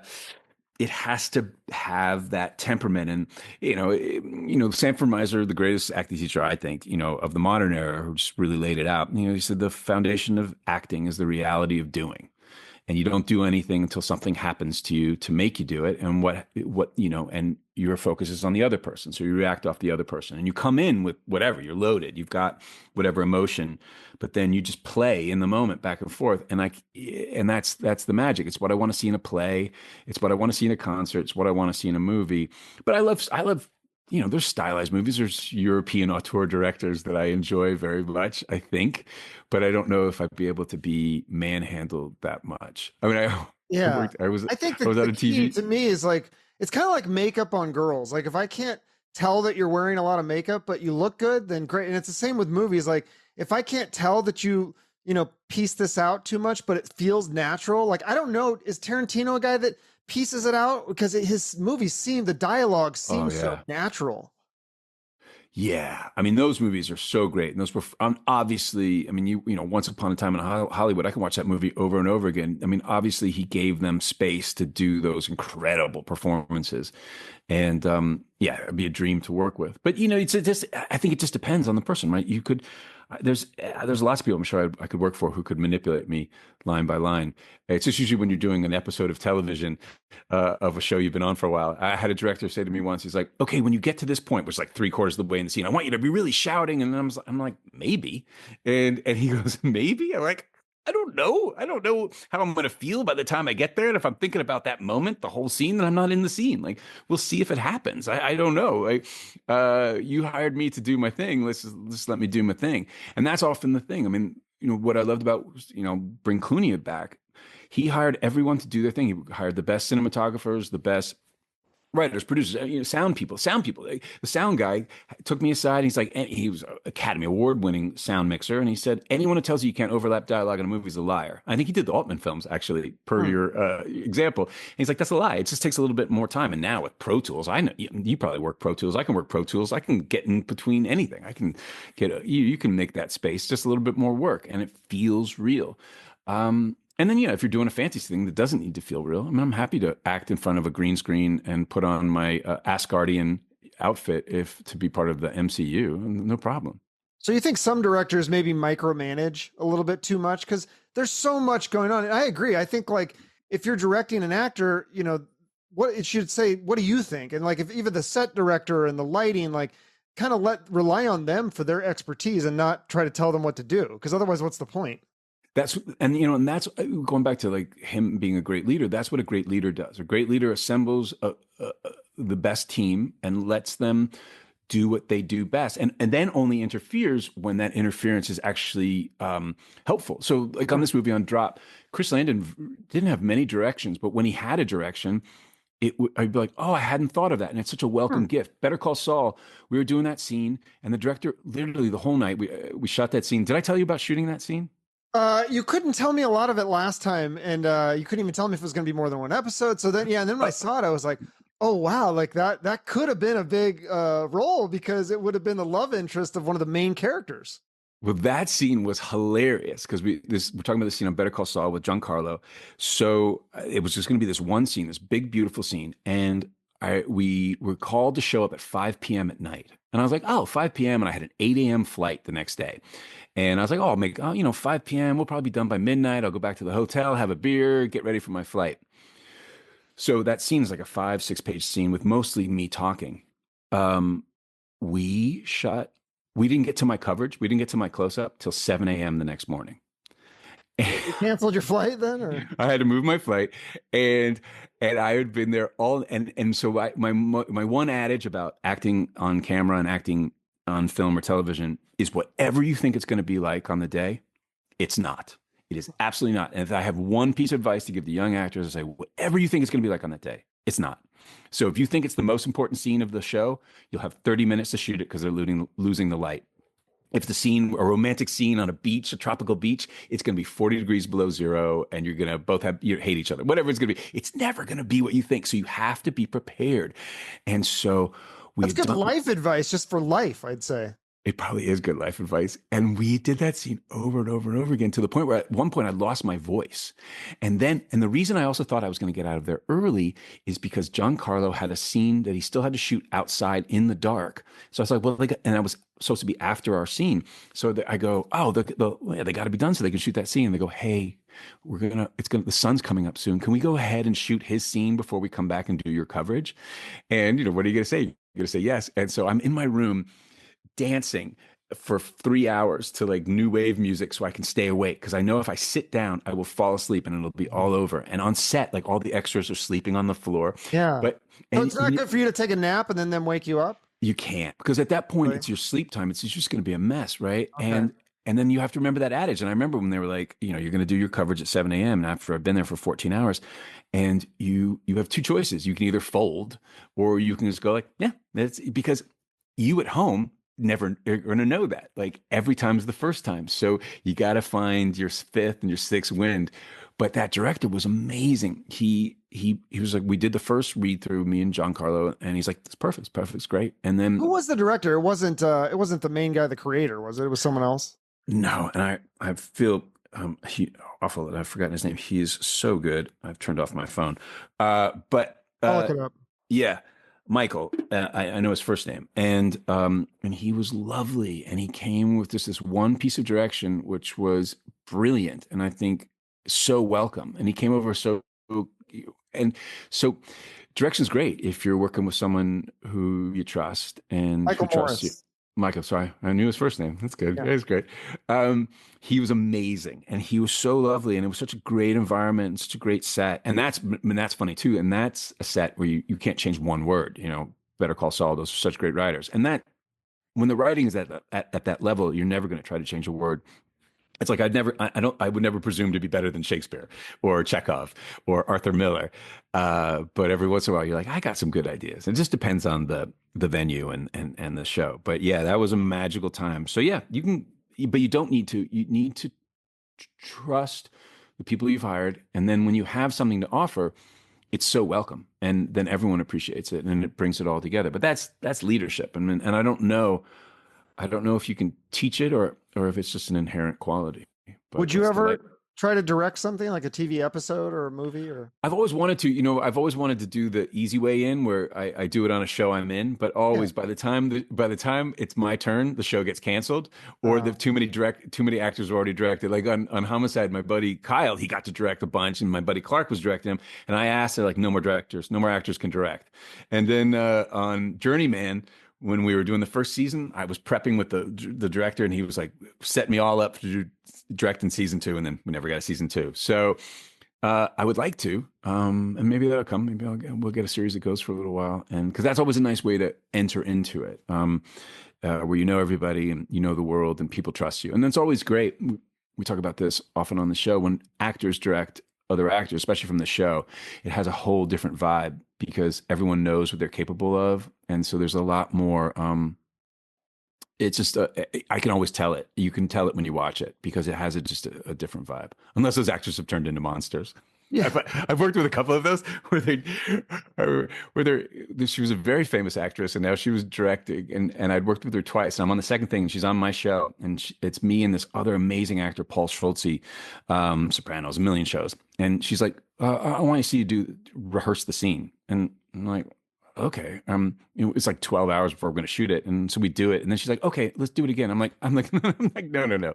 I go, you've got 2 thoroughbreds right here. It's going to be fine. Are you worried about the scene? I go, and what was it like when you were working with Scorsese? And she's like, oh yeah, I wouldn't have liked this. She's like, okay, you guys are fine. Like, we don't need to manhandle this or manipulate it because also the beauty of what we do is, and this goes back to music too. It's like, it's on film. So the first take is so important. And I heard Gene Hackman talk about it. And I really believe this. Like the first take, I don't like to rehearse unless it's something very technical and you have to rehearse if there's a fight or something like that. But you can actually capture the first moment that these words are said out in the space between the players and magic will happen because the first time you say it and there's no other world where you can do that. Like, and the same thing with a band. Like you can work with a producer who will go through and redo every beat of your drums, go in and redo all of Rat's backing tracks, right? Or you can capture them live in the studio, like Tom Petty and so many bands, like you capture their first take. I mean, the Beatles, you can capture it happening in the moment where the guys are playing off each other. And yeah, it won't be perfectly 127 beats per minute. And some of those hits will come off funky. And that's the music of it. That's the magic of it. I mean, musicians talk about this all the time. And you love it when bands record live and get those pieces because that drag and people being ahead of the beat and being behind the beat, that's what makes magic, because yes, in Pro Tools, I can make a perfect drum beat and, or, whatever. And I can, and yes, and it's great. It's great to play to a click and everything to be perfect. And I can get every hit right, but that's not that's not funk. That's not groove. That's not rock and roll. The mistake is the magic, and sometimes they put them into those things, and that's really fun. And I have a punk rock ethos for everything. A punk rock improviser ethos. That's how I approach music. It's how I approach acting and life. Like, yeah, just in the moment, because you never know, right? So it's the John Lennon thing. Life's what happens while you're making other plans. And I've never been a strategist. I've never had, I sometimes set silly goals, but I don't really think about it because the thing that you didn't see coming, the job I didn't get would set me up for the job I did get. And so, I view life as an improv, as a punk rock song. No, that's great. That's good advice. Yeah. It's like, it reminds me, you go back to White Lotus. I was thinking about, did you see the last episode where the guy's talking to the monk? And he's giving him kind of his wisdom or whatever. Oh yes, yeah. Okay, so I saw that one. Okay, so I haven't seen last week. Good, like he's just like he's like, yeah, you guys, everyone is trying to you're running from something to escape the pain, and he's like, you can't outrun the pain. I was like, oh, that's like so smart. Yeah. I feel like we try to control things so much in our life. Like at least I'm guilty of it. Like, and then it's like you can't control everything. You got to just let go sometimes, and that's when a lot of the most beautiful things happen. I think you're right. For sure. I mean, that's the stoic ethos, is to only try to control what's actually in your control. And really all that's in your control are your actions and how you react. So but it's funny to see people try to control stuff that's not in their control, and you'll be a lot happier. But you have to live with that uncertainty.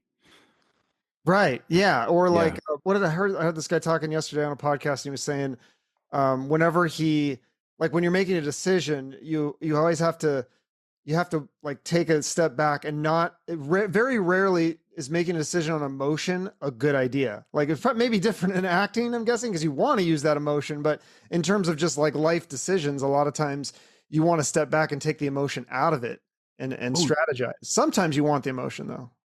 yeah, sometimes maybe in a life and death situation, you may need that little shot of adrenaline. But yeah, I Sure. mean, a wiser guy than me, it's like when you're hooked, when you're emotional, or it might not even be emotional, because emotion is true. But if you're psychologically in a place, you never want to take a place, you never want to take an action from that when you're hooked. Yeah, I get it so much on YouTube when I get a Yeah, comment or Instagram, social media, and somebody rips my clip or my video or my yeah, podcast, and I just want to tear them a new one, like you motherfucker, But then it's like I step back and I go, no, I should either not respond or I gotta like say something more, I gotta like because like yeah, you take that emotion, like you're just gonna go off on with your anger, and it's usually never good, and then it just keeps going, like they just keep yes, going back and yes. forth, and it never ends. No, it's not. I mean, that is the algorithm. That is what they want. Exactly, because then you're on the app more and all that. Yeah, outrage is the most potent, but is a terrible place to come from. I mean, yes, I think you should never tweet or X angry, and also there should be a breathalyzer on that thing too. Don't do it when you had a beer in you, because it's Or like, yeah, Ambien, was that what Roseanne said? I was on Ambien. I don't, like maybe she was, but yeah, there's some stuff like sometimes even when you're drunk, you're like, okay, I don't know how being on drugs turns you into like a racist. Like, it's like crossing a line there. I don't know. that's probably true. Yeah, Yeah, you gotta be That's- careful like what you say and interviews and stuff. Like the latest one was Rachel Zegler. Like they canceled her press tour because they didn't like. I mean, I didn't know if she even said that many things that were that terrible. But a lot of people got really riled up by her stuff, and I don't know. Maybe it's just because she's so beautiful. I'm like, I give her a pass. I don't know. Yeah, I mean, we've been in a very interesting period where people are prone to leaping to outrage, and right, and that is the algorithm, because you need to be outraged, and so Yeah. people go off half cocked on something they didn't even see or hear, and obviously, it still blows my mind that anyone would react to something where they don't know the whole context. So if you're looking at a clip of Right. anyone's podcast or any interview, and you didn't see the words that came before and the words Yes. that came after, I would think, and uh, I mean, I don't tweet anything that is not, I just, it's either promotion or support, Yeah. love. No, you're Because, very clean on social media. well, you have to be, because I think we're in this period where people are prone to outrage, are sort of getting off on it. And I hope we'll pass through it. I mean, it's a sort of a necessary evil in my business to get on it. I wish I hadn't get on it. I wish I was Scarlett Johansson on some level, but then I've gotten to meet really cool people like you, so like it kind of works out. But yeah, it's not a place. These aren't your friends. It's not a place to have a nuanced conversation. I don't know where the venues are right now to have a very nuanced conversation. So I would always err. I think podcasts. I think I've had some really Yes, interesting conversations with people from different ends of the political spectrum, like far left, far right, or whatever, left or right or whatever. And I've had very respectful, interesting conversations. And when I look at their stuff on social media, I go, God, this person is such a douche. And then you sit down and talk with them and you're like, oh, this person's like a really good person. Like they suck at 100%. social media. Well, no, that's it. Because you said it perfectly. This is the only venue right now. Long form podcast is the only place, because, as Rogan says, you can spin it for an hour, but no one's going to spin it for 3 hours, right? You won't be able to. You'll be authentic, Right. and that's the theme of what you and I are talking about today. Is like you crave authenticity in music and performances and all that stuff, and that's what I love about this. But still, someone will get 5 seconds of what you've said and be like, he's canceled. I can't believe they said that. And you're like, so, but this Right. is Well, the that's place. the thing when people make judgments about someone, and like there a lot of times it's someone, and I'm like, I've listened to like literally hours of interviews with this guy or girl or whatever, and I know what they believe in and what they think, but they take one snippet. They said something in 1972 and they're like, this is what they think. And I'm like, I've listened to like literally hours of, for decades, they've been saying the opposite of that thing. And then you're taking it out of context. And I don't know, it's really fascinating to me. It's fascinating. And, you spoke about the Buddhists on White Lotus, and we're talking Oh, about the so Stoics. cool. I love, I need to learn more about that. Well, I did this thing. It was a 10-day retreat where you don't talk and you just meditate. And I sucked at it. They said I have yeah. monkey mind. I can't meditate for shit. I don't know. I tried though. You have monkey mind. Well, yeah, I mean, Buddhism is brilliant. I love the Four Noble Truths, but there's a secular approach to it, which the Stoics are basically, it's all the same sort of ethics and edicts of the Buddhists. It's just about, life is suffering, but you have no control over it, control what you can control. But as far as this thing, what you just talked about, but people taking people out of context and quoting them, then I've also had to go to the Socratic method, where you just ask more questions. You go like, okay, so what you say this person is this X, Y, and Z. What do you know about them? Yeah. And what do you know about that? And we usually, that's, Socrates famously said, I'm the smartest man, because I know nothing. And he just would ask questions. And every time you ask a question, sort of unravels like how, because a lot of people are just going off of, off of nothing, right? So, but it's challenging, and you just want to be kind and remember, yeah, all you can do is control how you react. Don't go off half cocked. Don't go after someone on like, unless that's your business. And I'm sad if that is your business, like engaging people aggressively, and because it is for a lot of these social media people. Yeah. And it's like, because I thought when the election was over, I was like, okay, we can take a break from all the politics. We could talk about music and movies and art. And it's like, no, like for a lot of people, politics, it's year round now. It's because it's a moneymaker. And I think, I've made a very active choice to not, because that has become the currency of modern times, is talking about politics, especially for the last 8 years. And I unfortunately read a lot, and I read a lot of history, and I have a sense of context about where we are and where we've been and how things aren't, the names and the places and the technology changes, but they say, history doesn't repeat, but it rhymes, and it really does. So there's nothing's going to come from getting into fights with your friends about stuff that you have no control over. And also, so I think it's a good time to talk about music, and a good time to talk about art, and actually to be effective in your life. So if you can change things, if you have the ability to change things, then that's great. But if you're just wanting to argue about dumb stuff and hold on to opinions, and define yourself by your opinions, as opposed to like striving for truth and openness and connection.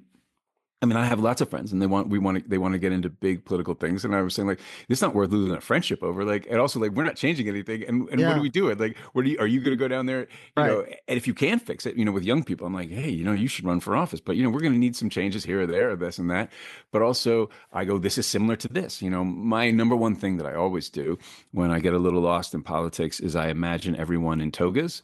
And if you put them all in togas, and then you imagine they're in the Senate in Rome and in 72 BC, you're like, oh, I have a little more context for this, because that's what it is. And it's a game. It's a game for some of them, and it's not. There's real problems, and what can you do? Like, how can you act locally?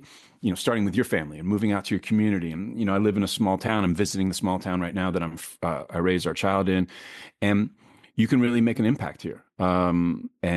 And so that's effective, and you can intervene in a positive way in people's lives and support them and make the schools better and do all those kinds of things. So that's, you do what you can, and instead of complaining about it and getting into huge beefs with people you love, and as someone said, I mean, if you think the guy next to you is the problem, then they've done their job, because most, for the history of the world, the ruling class, if you're it's divide and rule. So if you can get neighbors to hate each other, then their job is done, and you're spending all your time arguing with the guy who you actually have a lot more in common with. And you live in Arizona, and I'm very fortunate with this job. I drive across this country at least almost once a year, and I go to every state and I visit everything. And what I love about America is Americans, and that's the best part of us, is like, they're such good people. And then once again, as we talk about politics and all that stuff in any country, like, people confuse the government with the people. And also, obviously social media, as we talk about it only um, it only promotes the loudest voices on the extremes because it needs that conflict. But when you find the Venn diagram of humans, is they pretty much have all the same interests. Like they don't want their kids to die in wars, and they want everyone to have food and have a decent chance at life and education.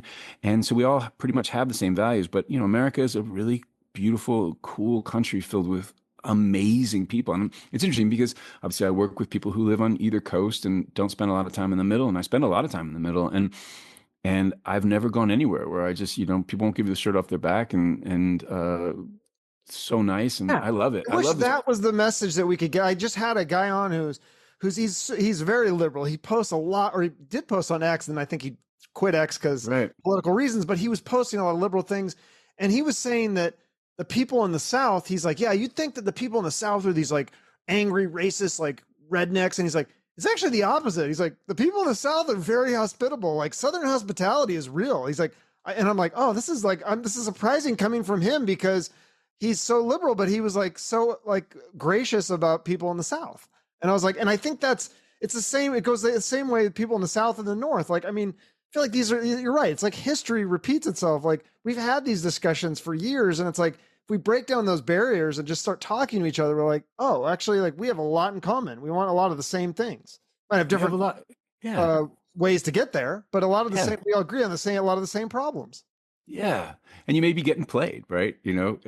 For sure, we're all getting played with the. What did my buddy tell me today about the news? He's like, the news their job is not to inform you; it's to make you feel a certain way. Outrage and what was the other thing? Like outrage and to get outraged about the news that you're hearing. I was like, because otherwise you'll turn the TV on. Oh, life is pretty good. I don't need to watch the news. But if you think everything's terrible and the world's going to blow up, then you got to make sure you find out what's happening next.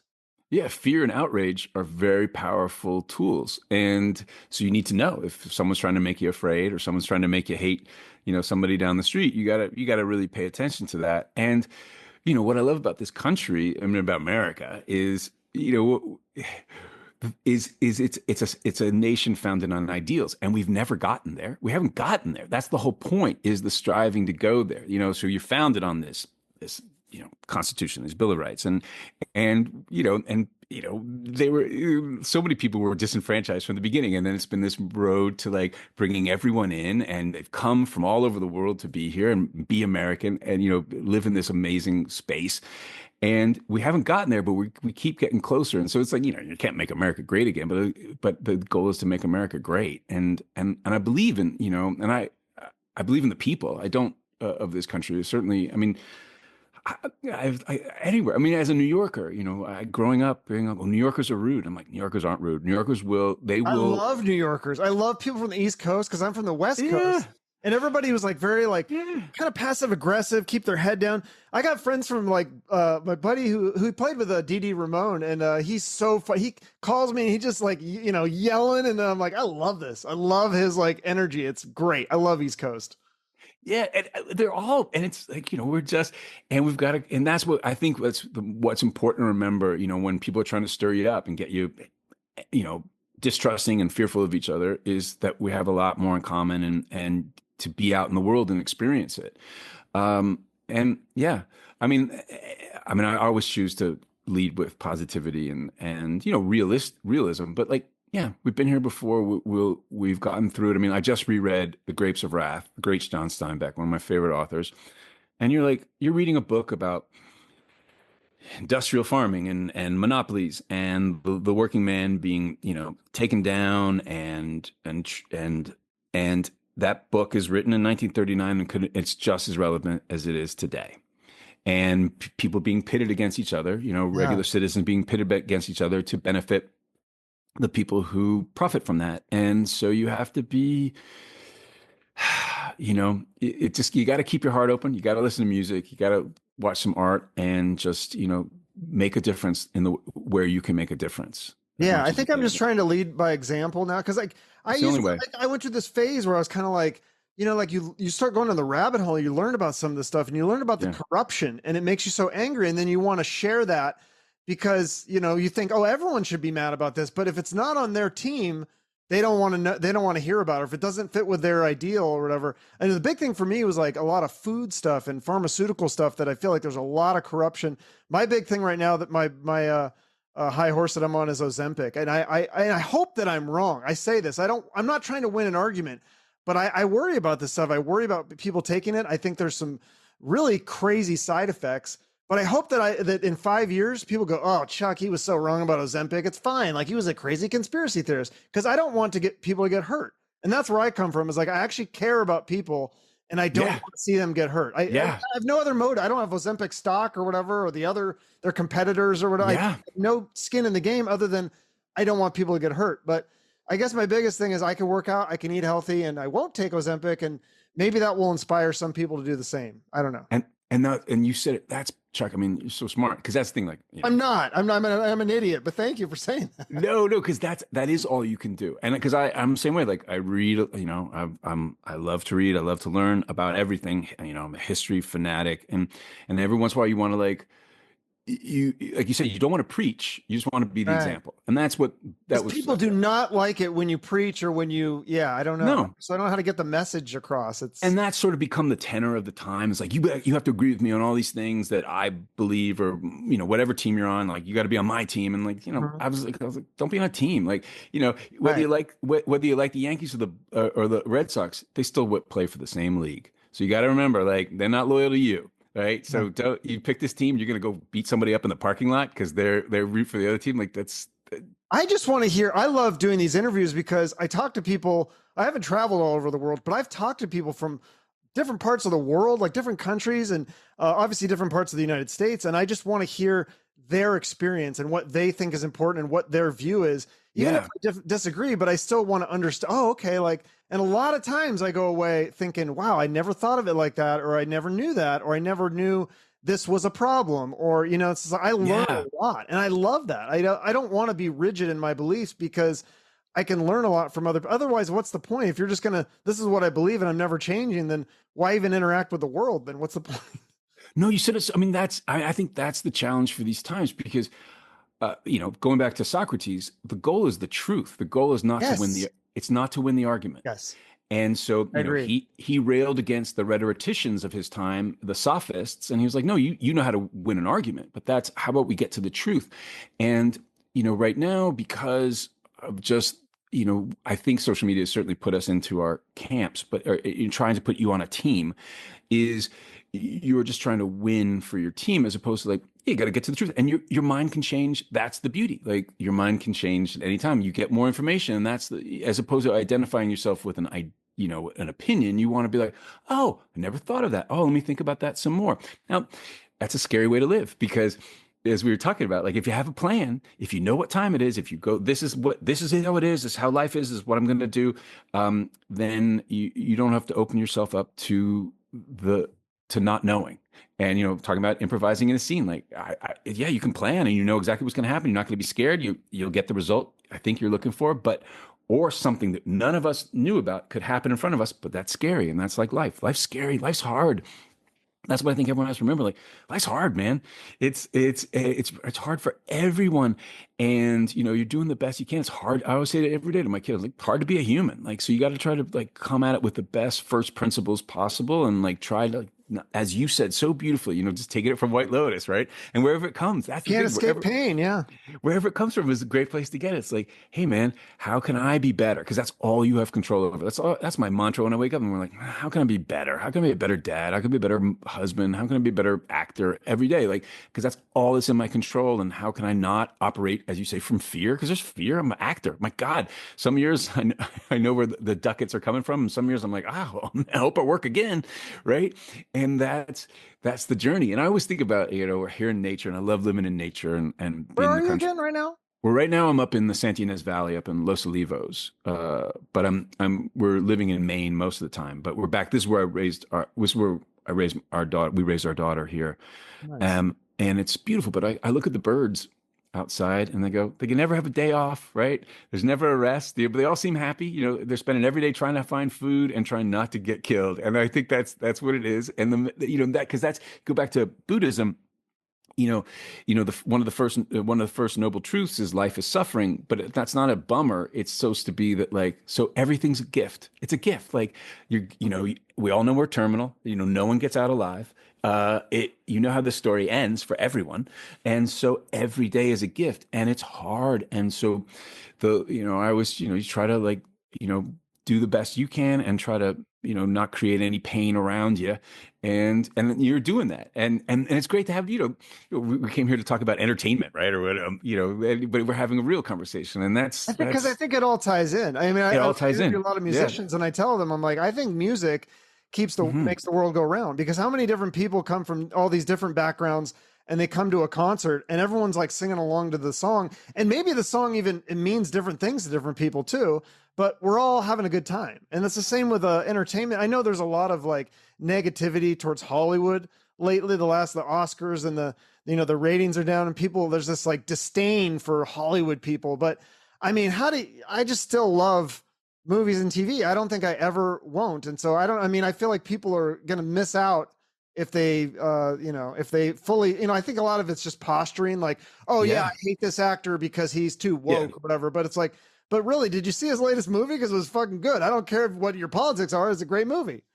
And I think I never understood, because I grew up, in theater. I went to a drama school where people talked about art. I'm like, I don't know about art. They're like, art's important, the importance of art.